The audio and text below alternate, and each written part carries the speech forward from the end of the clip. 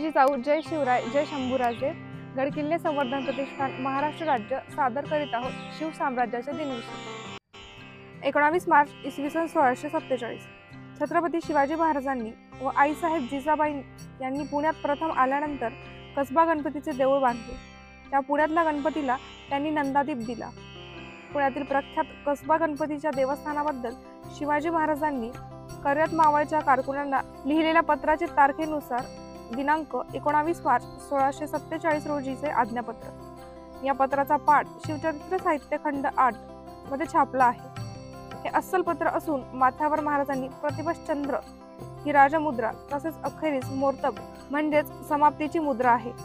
या कसबा गणपतीच्या पूजा अर्चेची सर्व जबाबदारी वेदमूर्ती विनायक भट ठकार यांच्याकडे असल्याचे समजते। शिवाजी महाराज म्हणतात, गणपतीला दररोज अर्धा शेर तेल दीप व्यवस्थेकरिता असे।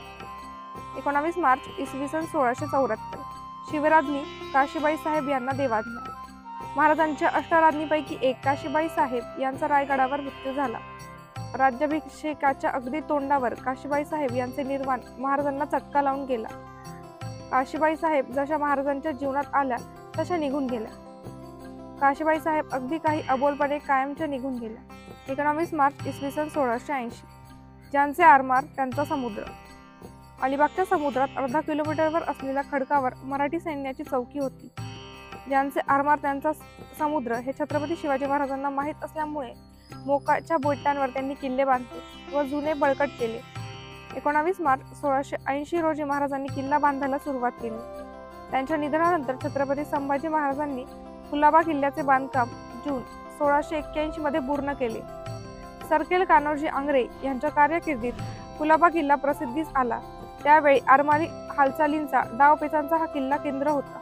19 मार्च इसवी सन 1682 मुक्काम कानोरी येथे शहजादा आजमने औरंगजेब बादशहाची भेट घेतली। 18 फेब्रुवारी इसवी सन 1682 रोजी औरंगजेब बादशहाने बुऱ्हाणपूर सोडले। औरंगजेब बादशहा 3 ते 4 महिने बुऱ्हाणपूर येथे आनंदाने राहिला होता। 16 मार्च इसवी सन 1755 तुळाजी आंग्रेवर स्वारी करण्यापूर्वी इंग्रज व पेशवे यांच्यात 7 कलमी करार झाला। त्यात संयुक्त आरमार इंग्रजांच्या हुकमतीखाली राहायचे, इंग्रजांनी समुद्रावरून मोहीम सुरू करायची व जी जहाजे घेण्यात येतील ती इंग्रज व पेशवे यांनी निम्मे निम्मे वाटून घ्यायची। आंग्र्यांच्या किल्ल्यात जी लूट मिळेल ती पेशव्यांनी घ्यायची। तुळाजी विरुद्धचे पेशव्यांचे आरोप 3 होते। 1. पेशवे हे धनी व आंग्रे त्यांचे नौकर हे नाते तुळाजीने ओळखले नाही। 2. मराठी सत्तेच्या इतर महत्त्वाच्या घटकांशी ते सौरस्य वर्तत नसत। 3. मराठी सत्तेच्या विरुद्ध गोवेकर फिरंग्याची त्याचप्रमाणे मुंबईकर इंग्रजांची त्यांनी मदत मागितली। तुळाजी आंग्रे यावर संयुक्त मोहिमेची प्रत्यक्ष सुरुवात दिनांक 26 मार्च 1755 पासून झाली। 19 मार्च इसवी सन 1792 टिपू सुलतान पकडला। टिपू सुलतानच्या विरुद्धच्या लढाईत पटवर्धन कुटुंबियांची जबाबदारी मोठा हिस्सा उचलला। त्यांच्यापैकी 3 संस्थानिक लढाईत उतरले आणि वेगवेगळ्या दिशांना दबा धरून बसले। चिंतामणराव मिरजेत राहिले कारण ते मुख्य केंद्र होते। परशुराम भाऊ तासगावला जाऊन राहिले तर रघुनाथराव नीलकंठ कुरुंदवाडला।